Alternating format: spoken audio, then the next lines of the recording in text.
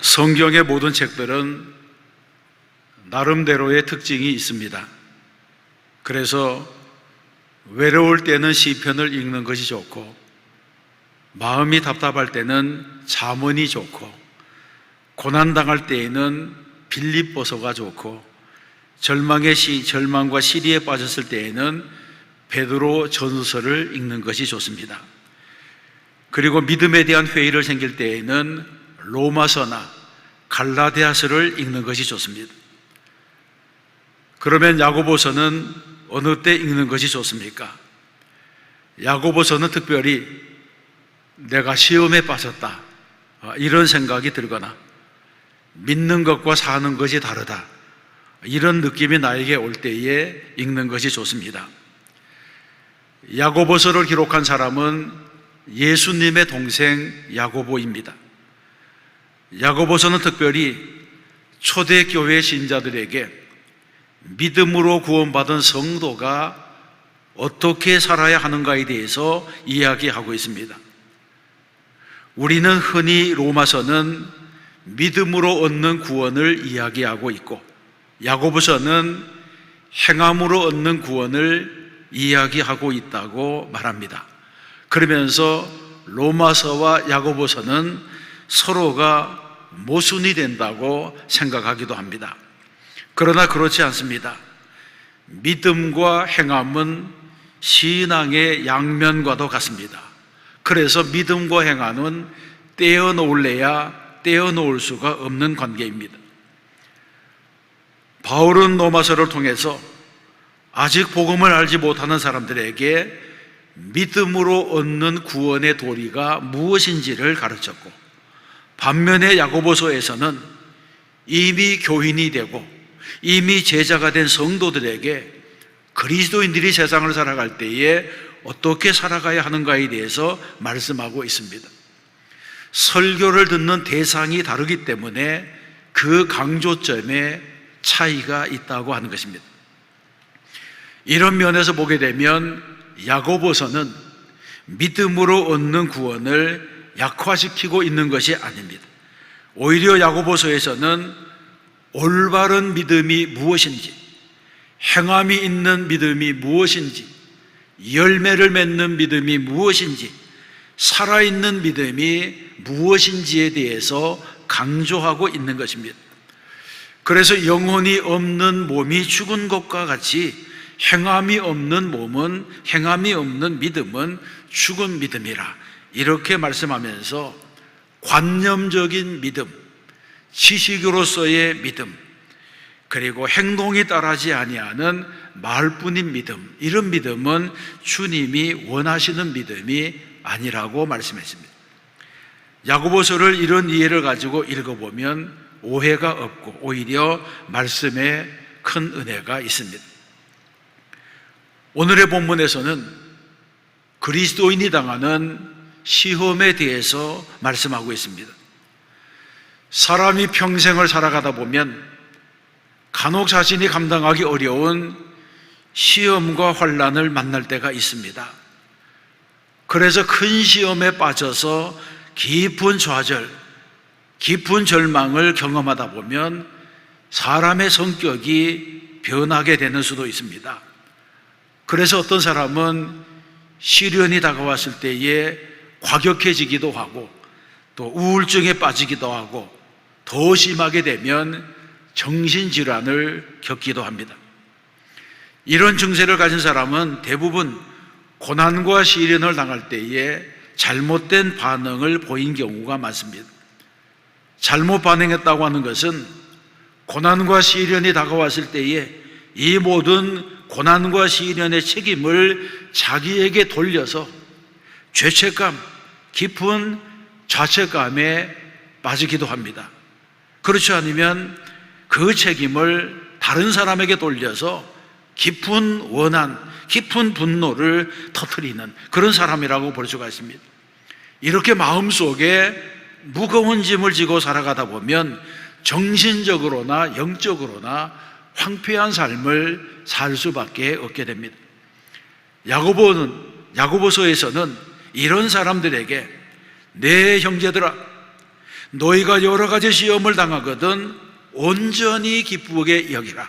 이렇게 말씀하면서 시련과 환난이 다가왔을 때에 이것을 부정적으로만 보지 말고 긍정적으로 받으라고 권면하고 있습니다.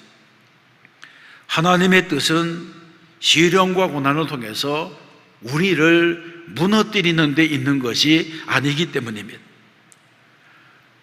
그러면 그리스도인이 당하는 시험에는 어떤 의미가 있습니까? 야고보는 성도가 당하는 시험에 대해서 말씀합니다. 먼저 그리스도인도 얼마든지 시험을 당할 수가 있다는 것입니다. 내가 구원을 받은 그리스도인이라면 시험으로부터 자유로울 수가 없습니다. 내가 예수 믿고 처음 당하는 것도 시험이고 마지막으로 당하는 것도 시험입니다. 성경은 이 사실을 직시하고 있습니다. 많은 사람들은 예수 믿은 후에 만사가 형통하기를 소원합니다. 그래서 기도가 무엇이냐? 기도의 응답이라고 하는 것은 내가 원하는 소원을 이루는 것이라고 생각합니다. 그러나 여러분, 기도의 결과가 항상 형통으로 나타나는 것은 아닙니다. 실제로 신앙인이 당하는 시험 중에는 하나님의 시험, 하나님의 테스트도 있고 사탄으로부터 오는 유혹도 있습니다. 중요한 것은 어떤 시험을 만나든지 이 시험에서 승리하여 믿음의 장부가 되는 것입니다. 이것이 바로 믿는 우리에게 맡겨진 과제라고 할 수가 있습니다. 그래서 그리스도인은 시험에서 반드시 승리해야 됩니다. 이 시험은 개인에게도 오고 교회에도 옵니다. 시험은 여러 가지로 오는데 일을 잘하다가도 시험을 당하고 교회가 부흥하다가도 시험을 당하고 큰 일을 하다 보면 이런저런 시험을 만나게 됩니다. 한국교회도 코로나 광풍이 몰아닥치자 교회와 성도가 함께 흔들리며 시험을 당하고 있습니다. 교회나 교인이 열심히 일하는 것은 사탄이 싫어하는 일이기 때문에 시험이 필연적으로 오는 것입니다. 그렇기 때문에 우리는 내 신앙이 좋기 때문에, 내가 기도하는 사람이기 때문에, 교회의 은혜가 넘치기 때문에 시험이 오지 않을 것이라고 생각해서는 안 됩니다. 2절에서 말씀하고 있는 여러 가지 시험이라고 하는 것은 많은 시험을 의미하는 것이 아니라 다양한 시험이라고 하는 의미가 있습니다. 성도는 신앙생활 가운데 온갖 종류의 시험 앞에 노출된 이런 삶을 살아가게 됩니다. 예수님께서도 40일을 금식하고 40일을 기도하신 이후에 시험을 당하셨기 때문에 금식하고 기도한다고 해서 시험이 오지 않는 것도 아니고, 기도하는 중에도 기도를 마친 이후에도 얼마든지 시험이 올 수가 있습니다. 어떤 면에서 보게 되면 신앙이 시시한 사람은 시시한 시험을 당하고, 신앙이 깊은 사람은 더 큰 시험을 당할 수가 있습니다. 내가 당하는 시험이 큰 것은 욥과 같이 마귀가 나를 알아보았기 때문입니다. 우리는 이런 시험을 반드시 겪고 난 이후에 하나님께 영광을 돌려야 된다고 하는 것입니다. 그러면 그리스도인이 시험을 당할 때에 어떻게 반응해야 됩니까? 모든 그리스도인은 시험을 당하게 되면 말씀의 거울 앞에 나를 비추어 보아야 합니다. 말씀에 깊이 반응하는 사람과 그렇지 못한 사람은 시험에 대한 반응에도 차이가 나타납니다. 먼저 말씀에 깊이 반응하는 사람이 있습니다.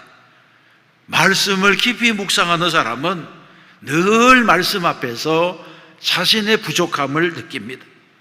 그래서 자신의 생활을 말씀에 비추어 보면서 주님께서 이렇게 하라고 명령하셨는데 내 부패한 본성 때문에 그렇게 살지 못한 것을 깨달을 때가 있습니다. 이런 깨달음이 올 때마다 말씀을 묵상하는 사람은 고민하게 됩니다.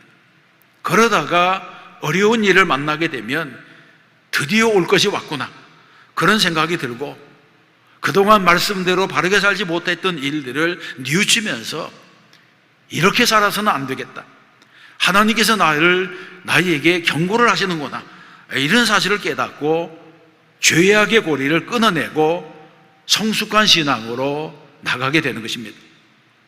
그래서 자신이 당한 환난과 고난을 신앙 성숙의 기회로 삼아 담대히 승리하게 됩니다. 이런 모습을 예수 믿지 않는 사람들이 보게 되면 저 사람은 고난을 당하면서도 기뻐하고 저 사람은 어려운 일을 당하면서도 웃고 다닌다, 그렇게 보이기 때문에 그렇게 평가하게 되는 것입니다. 우리는 주의 말씀은 내 발의 등이요 내 길의 빛이니이다, 이 말씀에 우리는 주목해야 됩니다. 그래서 말씀이 인도하는 것으로 바른 삶을 살면서 걸어나가야 됩니다. 그렇지 않으면 우리는 멸망하는 짐승과도 같이 되고 마는 것입니다. 그런데 이 세상에는 말씀에 반응하지 못하는 사람들도 있습니다. 이런 사람은 고통과 시련이 다가와도 무엇 때문에 이런 고통과 시련이 왔는지를 모릅니다. 시험의 배경을 알지 못하는 것입니다.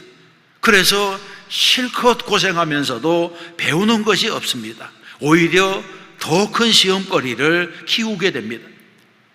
이것은 평소에 그 사람이 말씀을 깊이 묵상하는 삶을 살지 않았다고 하는 증거입니다. 이런 사람은 시험과 환난을 당하면 하나님을 원망하고 오히려 자기 의를 드러냅니다. 조심해야 되는 것입니다. 그래서 이 세상에서 선하게 살고 착하게 살고 법 없이 사는 사람들 중에는 이런 사람들이 많이 생겨나게 됩니다. 그래서 성경에서는 시험 당할 때에 어떻게 해야 하는지를 우리에게 가르쳐주고 있는 것입니다. 그러면 성도는 시험을 당할 때에, 이런 시련과 환난이 다가올 때에 어떻게 반응해야 됩니다. 세 번째로 생각해 볼 것은 성경에서는 시험을 당할 때에 기뻐하라고 말씀합니다. 2절로 4절까지 말씀을 함께 읽어보겠습니다. 내 형제들아, 너희가 여러 가지 시험을 당하거든 온전히 기쁘게 여기라. 이는 너희 믿음의 시련이 인내를 만들어내는 줄 너희가 알미라. 인내를 온전히 이루라. 이는 너희로 온전하고 구비하여 조금도 부족함이 없게 하려 함이라.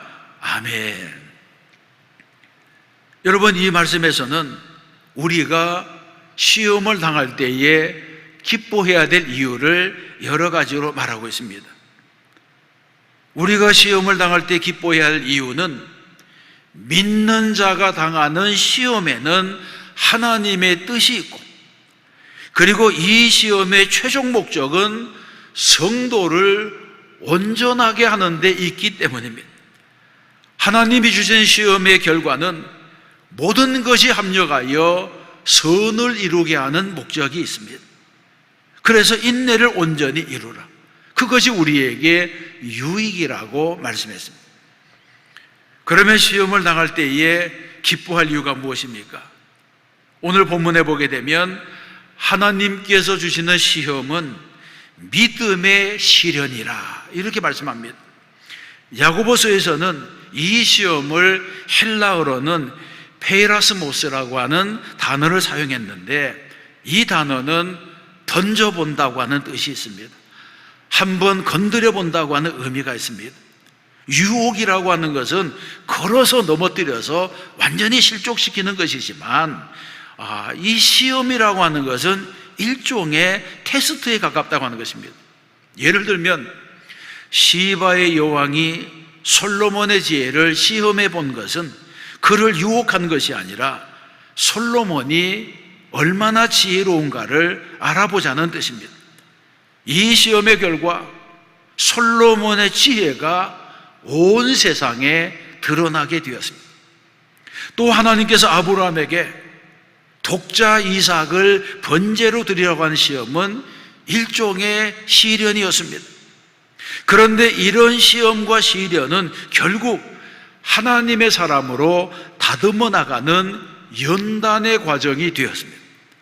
그러므로 성도는 시험을 당할 때에 이 시험이 하나님께로부터 오는 것이라면 기뻐해야 됩니다.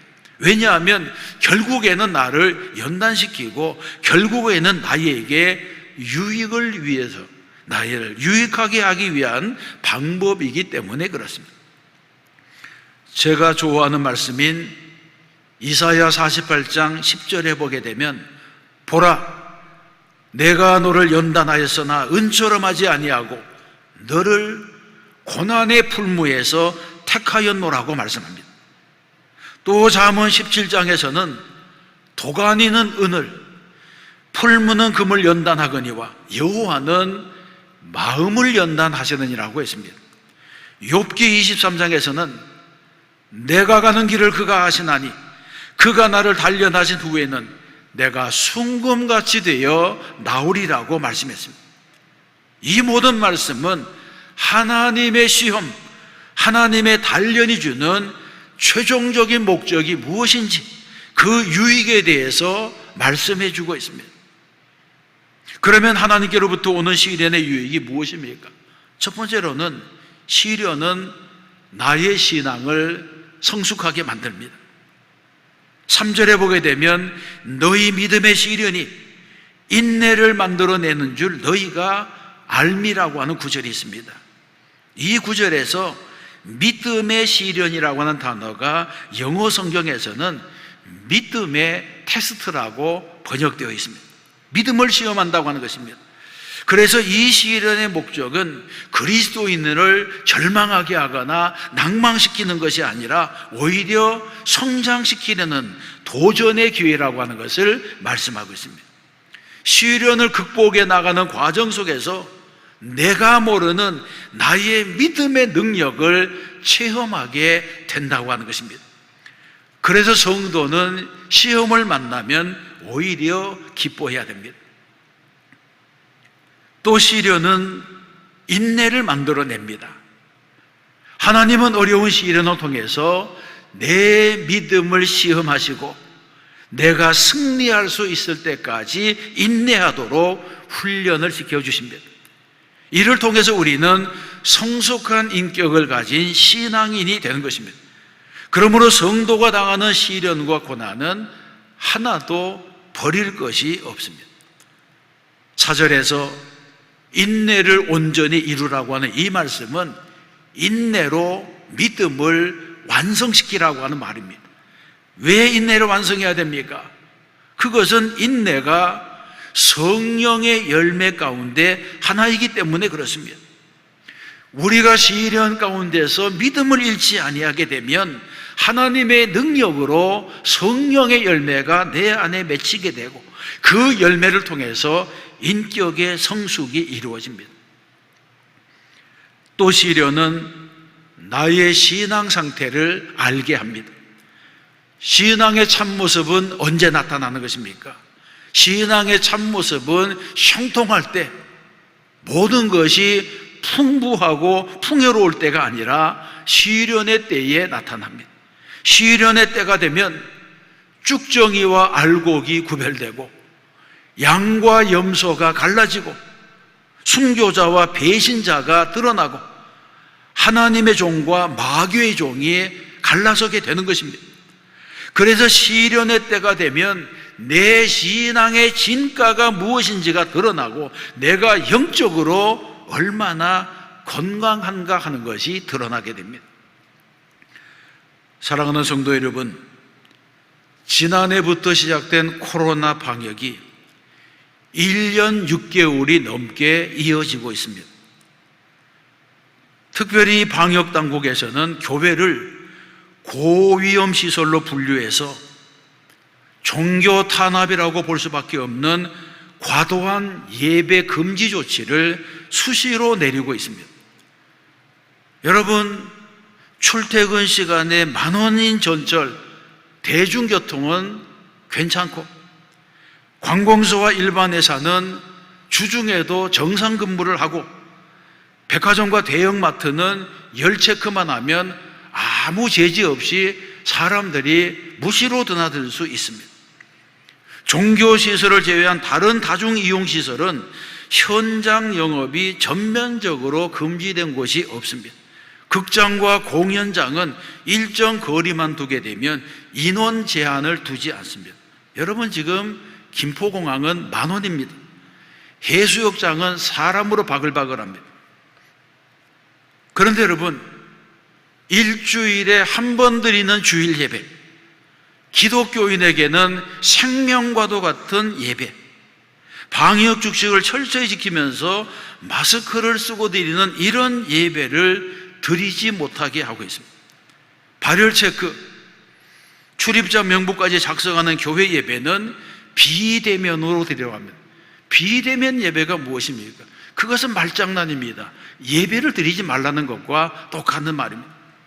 이것은 국민의 기본권인 종교의 자유를 제한하는 일이고, 이것은 위헌적인 방역 명령을 교회에 남발하고 있는 것입니다. 이런 일들은 국민의 기본권을 심각하게 침해하는 위헌적인 조치가 아닐 수가 없습니다. 지금 한국교회는 137년의 역사 가운데 가장 혹독한 박해와 시련을 겪고 있습니다.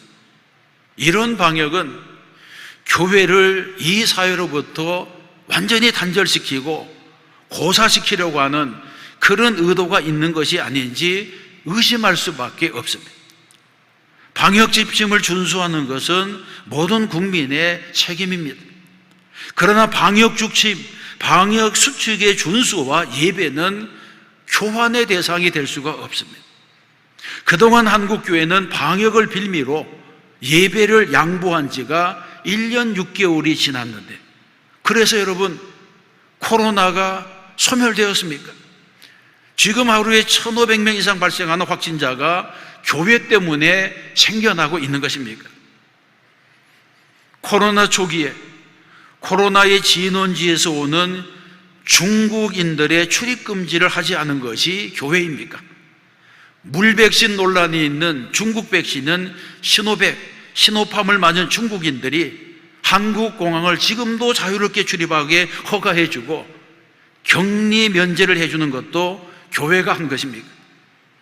백신을 제때 공급하지 못해서 코로나가 확산되는 것이 교회의 책임입니까? 그런데 왜 모든 방역 실패의 책임을 교회와 국민들에게 돌리는 것입니까? 자영업자들, 소상공인들은 무슨 죄가 있습니까? 이런 시련의 때를 맞이해서 성도들은 영적인 분별력을 가져야 됩니다. 코로나 방역과 관련된 정부의 발표가 모두가 옳았습니까? 신문, 방송 등 언론의 보도가 다 진실이었습니까? 하루 종일 이 방송 저 방송 돌아다니면서 전문가라고 떠들어대는 패널들이 지금 국민을 위해서 봉사하고 있습니까? 그리스도인들이 언제까지 성경을 읽지 않고 하나님의 말씀에 귀를 기울이지 않고 예배조차 드리지 않으면서 세상에 휘둘리며 살아갈 것입니까? 코로나를 핑계 삼아서 믿음과 신앙을 다 버리고 옛사람으로 돌아갈 것입니까? 오히려 이런 신앙의 때에 나의 신앙을 단련하고 성숙시키고 어떠한 시련 가운데서라도 믿음의 은혜로 이 모든 것을 극복하고 오히려 불같은 시련이 다 지나가고 나서 순금같이 되어 나오는 나의 신앙을 보여야 할 줄로 믿습니다. 야고보서에서는 인내로 믿음의 시련을 이기라고 말씀합니다. 그래서 하나님의 온전하심에 이르라고 권면합니다. 하나님이 주시는 시험과 시련의 결과는 언제나 우리에게 유익하다고 하는 이 사실을 잊지 말라고 합니다. 그리고 이어서 말씀하시기를 시험과 시련을 이기려면 하나님께 지혜를 구하라고 했습니다. 시련의 때에 너희 중에 누구든지 지혜가 부족하거든 하나님께 구하라고 말씀했습니다. 여러분, 예수를 잘 믿는다는 것이 무엇입니까? 예수를 잘 믿는다고 하는 것은 전적으로 하나님을 신뢰한다는 것이고, 예수를 잘 믿는다고 하는 것은 하나님과 올바른 관계를 가지는 것을 의미합니다. 그래서 6절과 8절에 보게 되면 오직 믿음으로 구하고 조금도 의심하지 말라. 의심하는 자는 마치 바람에 밀며 요동하는 바다 물결 같으니 이런 사람은 무엇이든지 주께 얻기를 생각하지 말라. 두 마음을 품어 모든 일에 정함이 없는 자라고 말씀했습니다. 시험이 다가왔을 때에 하나님 앞에 무릎을 꿇고 지혜를 주시도록 간구하지 아니하고 세상적인 방법으로 해결하는 사람이 무엇과도 같다는 것입니다. 그런 사람은 바다 물결 같다는 것입니다. 이리저리 흔들리고 요동하고 출렁거리는 바다 물결을 말하고 있습니다. 이것은 믿음을 저버리고 의심하는 사람의 모습이기도 합니다. 어떤 성도가 담대한 믿음을 가진 성도입니까? 믿음으로 신앙과 고난을 통과한 성도입니다. 고난을 한 번도 경험해보지 못한 사람은 언제나 분할합니다.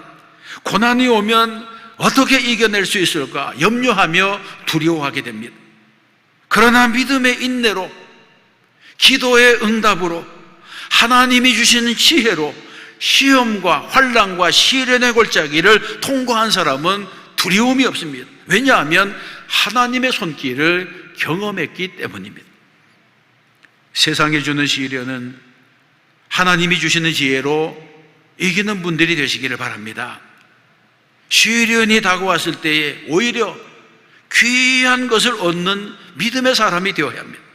고난의 때에 하나님의 음성을 듣고 성숙한 신앙으로 거듭나야 하는 것입니다.